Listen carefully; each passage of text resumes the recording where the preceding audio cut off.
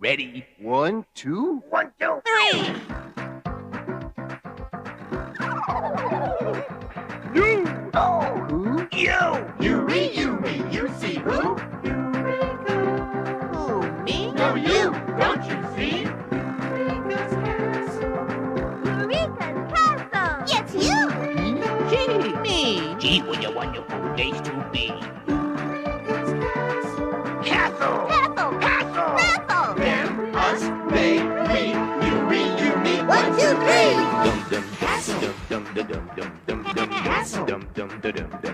Eureka's castle. This video is brought to you by Patreon. Patreon! It's peanut butter jelly time. In 1978, a little production company called Early Bird Specials was founded. Created as a means of marketing the work of independent filmmakers, especially independent animators, the company was founded by Academy Award-nominated stop-motion animator Eli Noyes, whose work included segments on Sesame Street, animator Kit Laybourne, who was involved with educational films for the classroom, and Kit's wife, Geraldine Laybourne, a former teacher and co-founder of the Media Center for Children. Shortly after its creation, Early Bird Specials went up to Warner Communications, who were in the process of spinning off one of their channels of their localized interactive cable experiment, Cube, into a national channel for children called Nickelodeon.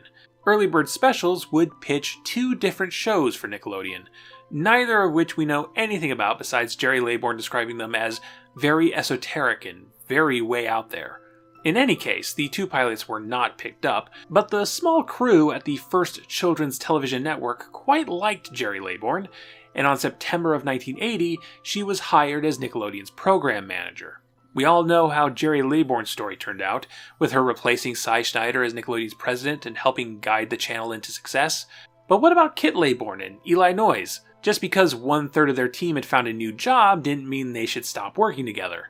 With Early Bird Specials renamed Noyes and Laybourne Enterprises, the 2 of them worked on a number of smaller projects throughout the 1980s. They, of course, worked with Nickelodeon on a couple of adverts, and many of their pre-existing shorts were edited into episodes of the ill-fated Turkey Television. Elsewhere, they animated the pilot for HBO's odd 6-episode home quiz and puzzle show, Brain Games. All right, listen up. The name of the game is Odd Card Out. Get me? You pick the card that don't quite belong with the others, see? All right, let's play. However, most of Noyes and Laybourne's projects around this time were in the direct-to-video market, especially for children's activity tapes produced by Scholastic Lorimar, a joint venture between the Scholastic Corporation, of eventual Babysitter's Club and Animorphs fame, and Carl Lorimar Home Video, of Jane Fonda's Workout fame. In 1986, Scholastic Lorimar joined forces with Colorforms, the creativity toy where you stick vinyl shapes or images to a playmat, sort of like reusable stickers. Colorform wanted to create 4 new playsets with interactive VHS tapes, little half-hour narratives, a mix of puppetry and animation that would encourage kids to play with their colorforms in certain ways. And to make these VCR adventures, Scholastic Lorimar brought in Noyes and Laybourne. Today is the day we're sailing away on a magical adventure, where each moment brings lots of wonderful things. It's a Colorforms adventure, exciting, delighting. So come along and pick up your chart, 'Cause it's time to start! come on with me, 'cause we're gonna see the magic of Colorforms.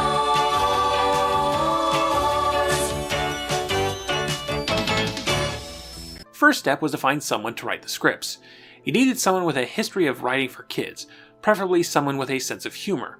And so they turned to one Jovial Bob Stine, aka Robert Lawrence Stine, aka R.L. Stine. Long before he became famous for his horror book series, R.L. Stine made his bread and butter writing children's joke books and had created the teen humor magazine Bananas. The puppets for this project were built by 3 design studio, consisting of John Orbeg, Matt Stoddart, and Jim Krupa, the latter of whom had done puppeteering work for the Muppets and designed a number of the puppets for the Great Space Coaster. Krupa was also brought in as a performer, playing the young, slightly bratty boy Max, who would go on various Colorform adventures with his sister, Susie, performed by Pam Arciero. another Muppet veteran, best known for playing Oscar the Grouch's girlfriend on Sesame Street. Yay, colorful. Yeah. Wow. Let me try this here. Move that there. And voila, it's done. What'd you make with your color forms, Max? 2 banana peels, Susie. To guide Max and Susie through their Colorform adventures was Flash, a little furry creature that lives inside the Colorform's game board. Inserted as a chroma keyed element, Flash was performed by Noel McNeil, a puppeteer also coming out of both The Great Space Coaster and Sesame Street. Oh, Ladybug Lips, it isn't easy to get to the hidden planet. First, we have to get past the singing stars. The what? Singing stars? What are they? Oh, worm whiskers. There they are. Twinkle, twinkle, little stars, how I wonder what you are. Also on the team was Kathleen Minton as assistant director, Stuart Dorek as editor, Brian O'Connell and Chi-Chi Pierce as production coordinators, Julie Wigg as prop stylist, Nick Varicali as lighting director, Al Centurla as audio engineer, Michael McIntosh as video engineer, and Steve Bongdarino as gaffer. With Eli Noyes directing and Kit Laybourne producing, 4 Colorform's VCR adventures were produced from 1986 to 1987. And they're not all that good. Hey! Excuse me. Who said that? Yeah. That was I. Oh, Hey, who are you? The man on the moon? that's right. My name is Man. I live in the moon. That makes me the man in the moon. Oh, turn my teeth. What do you do here on the moon, Mr. Man? Well, mainly I think smart thoughts and do very smart things. The important thing, however, is that everyone had a blast making these tapes, and many of the creatives involved stayed in touch as the project ended and they all moved on to different things. Meanwhile, Judy Katsky had a pitch for Nickelodeon. An aspiring children's author, Katsky had gotten some short stories published in various children's magazines, and in 1988 was also in the writer's room for Steam Pipe Alley, a local children's television program for New Jersey. Hosted by stand-up comedian Mario Cantone, the show was clearly influenced by Nickelodeon and Double Dare, with kids running through goofy obstacle courses and playing messy challenges like Find the Eyeball in the Holiday Stuffing. Find my eye in the stuffing. That's my eye, not a cuffling. Oh, man! I think that she's got it, man! Man, she found my eye! You found it. Go ahead, babe, you got it. Come on, there you go. Oh, man, she found... Wait a minute, man. Is this my eye or a giblet, babe? What is it? Perhaps the show gave Katsky the connection to get an audience with Nickelodeon's offices.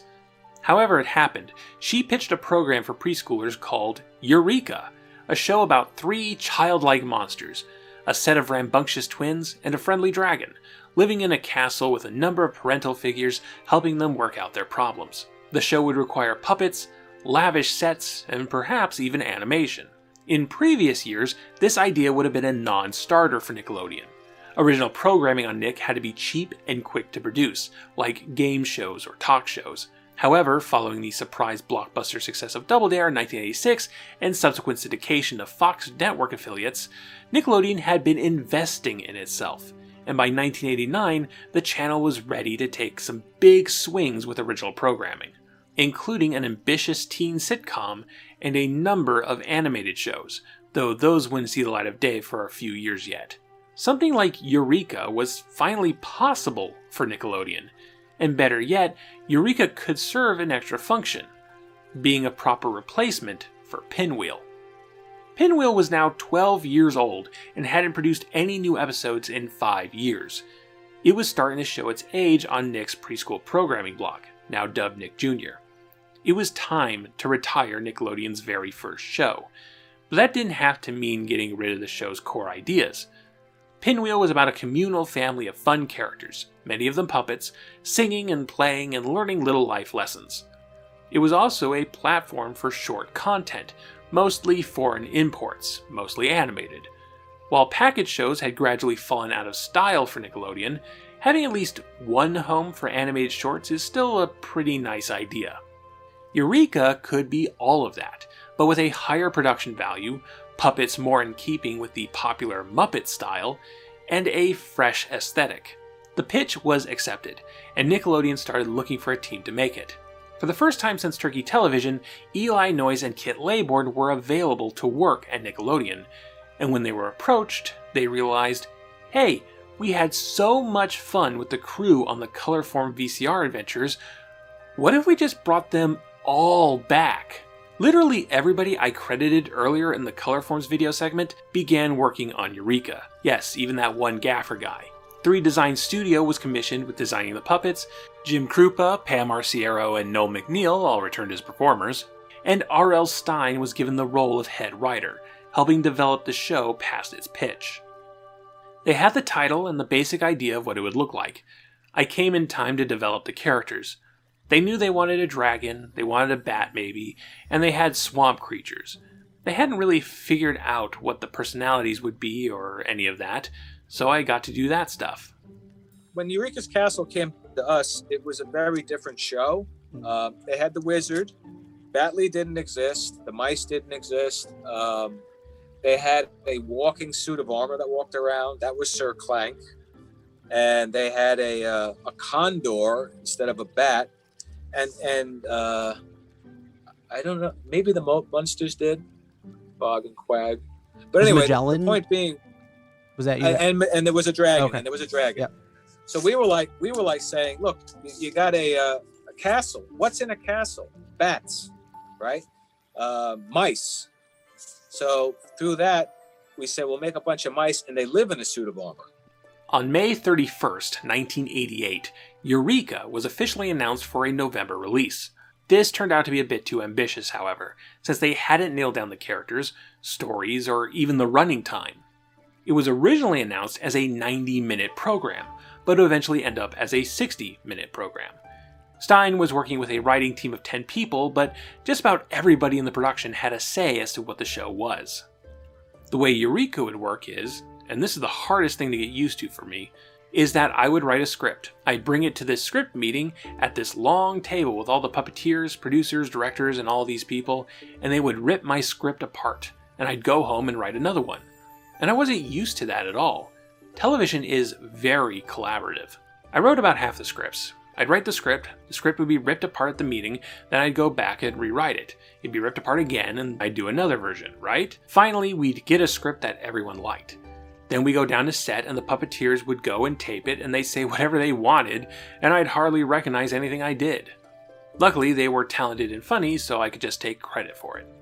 Still, while things were developing, Jerry Laybourne remained very positive about the show. She really believed in Eureka, and would hype it up to the press as the best thing since sliced bread. It features the most wonderful puppets you can imagine, in a very soft environment, dealing with real-life things.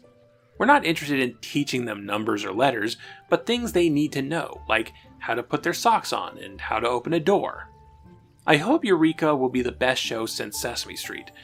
Not that that is the biggest claim to make, because there hasn't been that much for preschoolers, which is pathetic.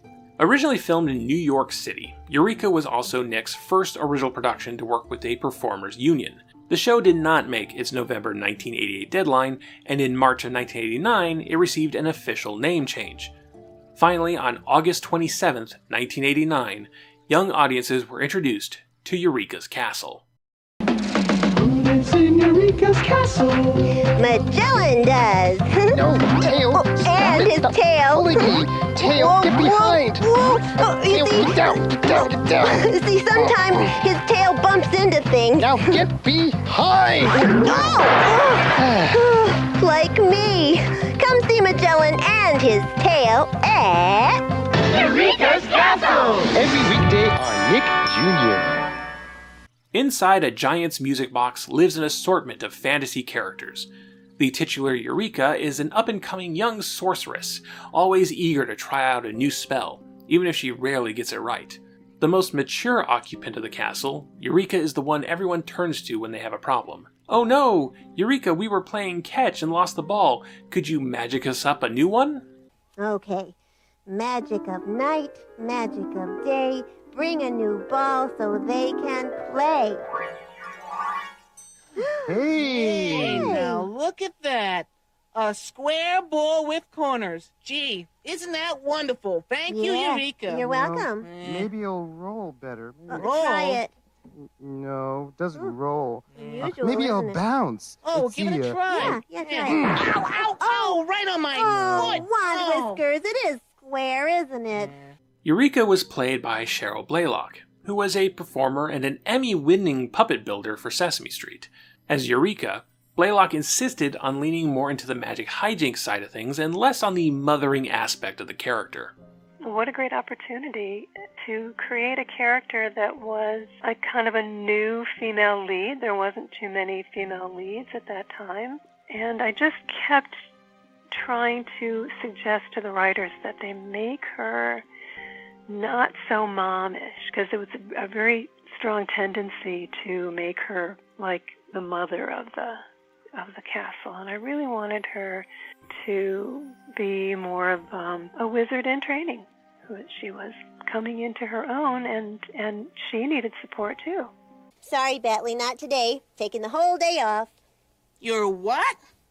I'm taking the day off. I've been working so hard on my magic, I just had to relax today.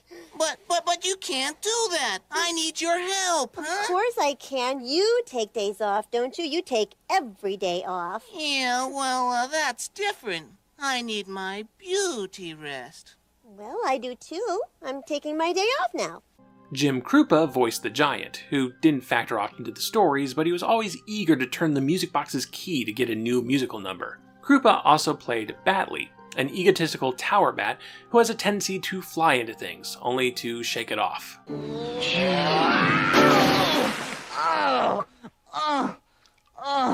Oh, my shoes. I'm all right. Luckily, it was soft water. Magellan, my old pal. Hi, Batley. Gee, you're looking a little green today.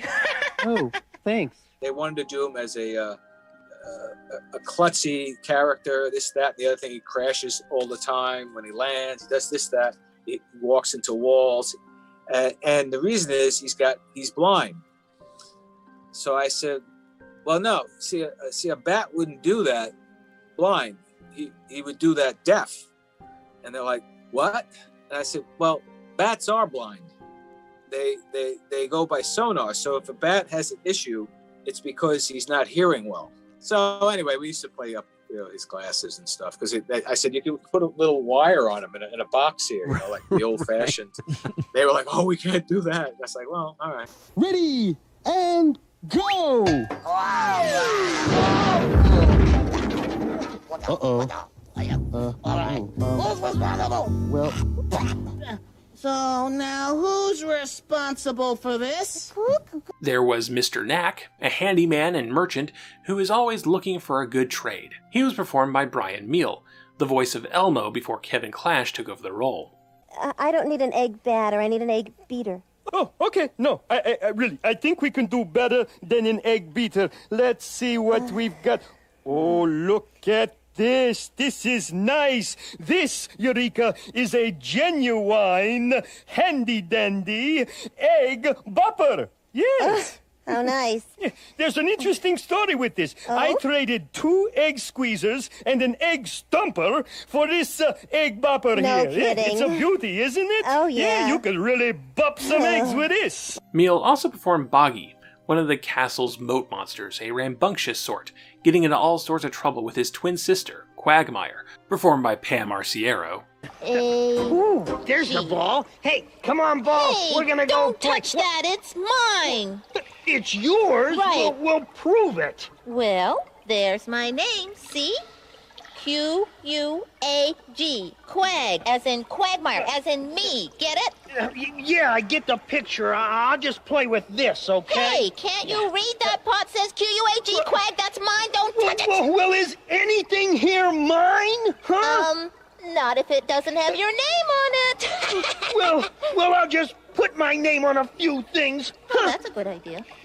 Let's see, that's Q-U-A-G. Quagmire, how do you spell bog? And of course, the castle's own dragon, Magellan, played by Noel McNeil. Large in stature, but childlike in personality, and a tail with a mind of its own. I'm not going to grow up. Ever. Why not? Well, if I don't grow up, I won't lose my tail, like that poor little tadpole. Wait a minute. Who told you that? Oh, Bog and Quagmire. Oh, I should have thought so.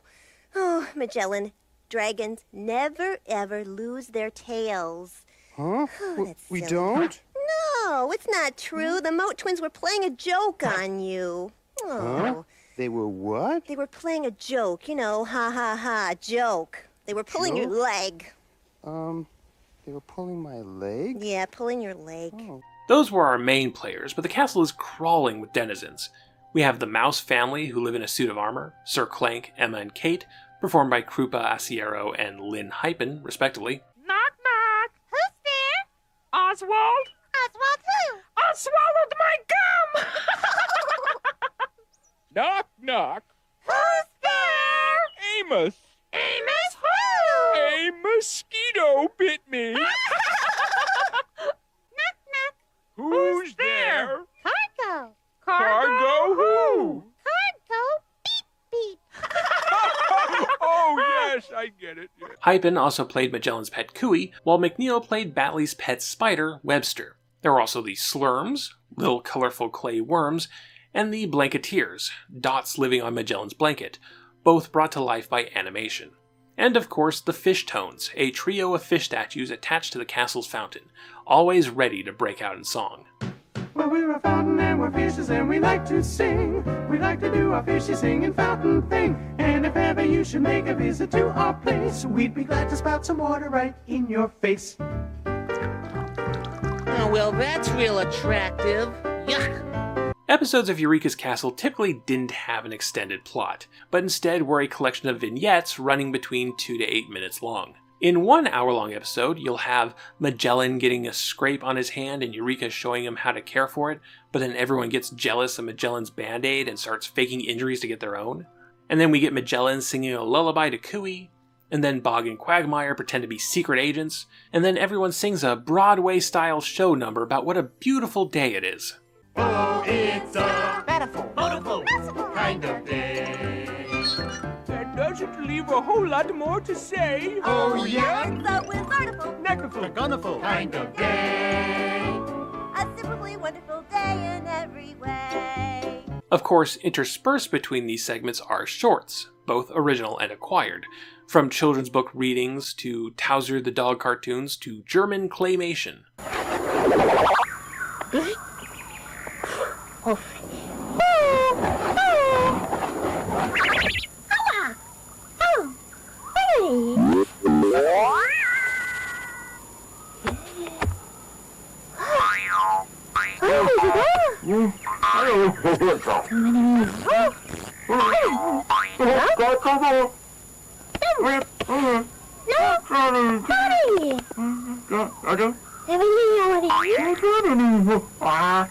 The original shorts made for the show are a little less substantive.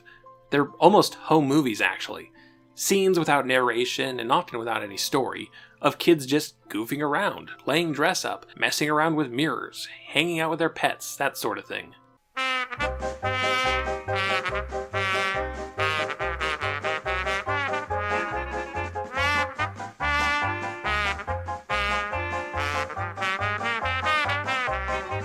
And yeah, at no point does Eureka's Castle try to teach you letters or numbers. Like Pinwheel before it, while it is evocative of Sesame Street, it doesn't share in Sesame Street's scholastic pursuits. The most it does in that regard are perhaps social lessons. You know, how it's nice to share, how using your imagination is fun, that sort of thing. The show's primary director was Hugh Martin, who had come out of PBS, directing episodes of Reading Rainbow and Mr. Rogers' Neighborhood. Shows that are perhaps not as energetic or as marketable as Eureka's Castle, but shows that tell fables with lessons of emotional intelligence. But yeah, mostly Eureka's Castle was about goof-off playtime. R.L. Stine has admitted as such. Well, luckily, Eureka was just like Sesame Street, except we didn't teach kids anything. It made it a lot easier. It was values, it was those kind of things. That's what it was really about. But we didn't really teach them anything. I always thought kids lost IQ points when they watched. Whether or not this is good or bad depends on one's own opinions as to what children's media owes to its young audience. For the longest time, the closest parallel to Nickelodeon was PBS, where all the shows had some sort of educational bent, especially the ones for younger children. Much of the debate on children's television throughout the 70s and 80s involved how much of it should be educational, and whether or not shows aimed at kids should be selling merchandise. And Eureka's Castle would be the most merchandise Nickelodeon show up to this point. Books, party supplies, and of course, toys, including a promotion with Pizza Hut.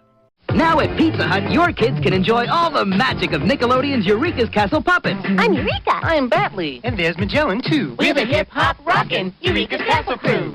There are 3 great puppets, and you can collect a different one every week. Eureka and Batley are 99 cents each, and Magellan's $1.49. We can sing, we can dance, We can do the funky strut. But the magic only starts When we got a Pizza Hut! But you'd better hurry. Their magic won't be around for long. Pizza Hut, making it right! For some people, the lack of educational value plus heavy merchandise is enough to write the show off completely.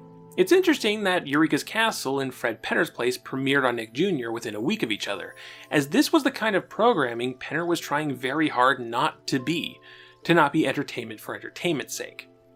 And you could make the argument that Eureka's Castle is deceptively close to Sesame Street. That if a parent was just glancing at the TV and they see these Muppet-like puppets, they'll probably think, oh, yeah, this is probably educational. Now, if you're worried that I'm going to agree with this sentiment, don't. I love Eureka's Castle, and I think it has a lot of value. Sure, it's not teaching little kids how to read, and it's not even really teaching them much emotional intelligence, but that's fine. Just because a person is only 4 years old doesn't mean they should be excluded from escapist entertainment, and Eureka's Castle makes a great entry point into fantasy and fairy tale style storytelling, thanks in part to having some really well-defined characters, one of the things carried over from Pinwheel. In fact, the similarities between the characters of Pinwheel and Eureka's Castle are pretty telling. A crystal ball using sorceress who served as the sort of matriarch of the place. A somewhat antagonizing but not really character who loves things creepy and weird. Twin siblings who get into mischief when they play make-believe. A big-nosed, vaguely European guy who pushes his cart of wares around. I guess if it ain't broke, don't fix it. The one element of Sesame Street Pinwheel didn't go for, however, was a Big Bird parallel. A larger-than-life puppet character to serve as the face of the show. Magellan is pretty much Dragon Big Bird, right down to the toddler mannerisms. Wow, that's tall. Hey, Eureka, do you think we'll have to punch a hole in the ceiling? Maybe. Yeah, these blocks will get so tall, Yeah. they'll be taller than the giant. Wow. Having such well-realized characters allows for the space to be comfortable and familiar, and it allows for easy-to-write scripts. You already know how Magellan or Batley or the Moat Twins will react to a certain situation. This is going to feel like a really out-of-left-field comparison, but you know what Eureka's Castle reminds me of? Cheers. Hear me out. Cheers is about a group of immediately recognizable character types who hang out in a single location, and each respond to the story of the day in their own fun, unique ways. Yes, one is a children's fantasy puppet show, and the other is an adult-oriented sitcom about alcoholics, but they both realize the strength of character, and they both give their main locations a real cozy atmosphere that you want to hang out in. And kids really connected with that. For some, Eureka's Castle felt like a real place inhabited by real people, which can be a problem when they realize it's just a TV show. Well, here's a horrible story. We got a letter from this mother whose family was going to visit New York, and their 9-year-old daughter was this huge Eureka's Castle fan. She asked if they could come to the studio and watch us tape a show, and the producer was like, yes you can. So the family comes to New York with their 9-year-old daughter, they walk into the studio, the puppets are all rehearsing and the puppeteers are all walking around, and the 9-year-old daughter bursts in hysterical tears. They couldn't get her to stop for 10 minutes. She was crying her eyes out because she thought they were real. She didn't know they were puppets. Can you imagine? And they couldn't get her to stop crying. Horrible, just horrible. 65 episodes were produced for the show's first season. Then, between seasons 1 and 2, production was moved from New York to the freshly constructed Nickelodeon Studios in Orlando, Florida. That meant, on top of making a television show, production had to work around being a tourist attraction as well, with groups coming in and out at a regular basis. And while this might have been a kids' show, it was a show being made entirely by adults, and adults tend to behave differently around each other than they do around kids. Yeah, they came down and they explained to us that there's a guy on the set that can talk to the guy in the booth with his group of tourists going through to see a TV show being made, which happened to be Eureka's Castle. And there would be live feed, and they would be able to listen in and stuff. And we were all like, really? I don't think you want to do that. And why don't you come tomorrow and just hang out on the set and see what goes on, you know? Well, I don't think they were there but 15 or 20 minutes, and they were like, oh, all right, we see your point. Okay, we won't, we'll just talk to the guy who's on the set with the headset, talking to them up there. I said, yeah, okay. And then we made signs. So while the guy would be turned around and he's talking up to them saying, you know what they're doing is, the puppets would come behind him and hold up a sign. He's lying. You know, don't listen to him. 35 episodes were produced for Season 2, bringing the episode total to a nice round 100. 3 standalone specials were also produced, featuring longer, half-hour stories. There was Christmas at Eureka's Castle, where Magellan gets lost in the forest looking for a Christmas tree. I did a whole video on that one, link in description below. Merry Christmas, everybody! It Came From Beneath the Bed, a Halloween special where a scary-looking monster arrives at the castle, only for it to turn out to be very nice and friendly. What are you doing here? What do you want? What do I want? What do I want? Well, I want to hear the rest of the bedtime story. Fluffy the Bunny's my favorite. And then there was Don't Touch That Box, about a mysterious box owned by the Grand Wizard, played by the late Luther Vandross. The Grand Wizard! A Grand Wizard? Well, what a coincidence. I'm a Grand Wizard too. Oh, no, your wizardness. I mean, you are. I'm not. Your name is, Eureka. Yes, that's right. Oh, how did you know that? Oh, it's nothing. Just part of my job. And finally, 2 direct-to-video scene compilations were produced in 1990. Sing Along at Eureka's Castle featured musical clips of the show, introed by Eureka and the Castle Mice. Time for one more song, everybody. It's that old favorite, Old MacDonald. But guess what? Mr. Knack came up with a brand new way of singing it. So get ready for the Old MacDonald rap. Here we go.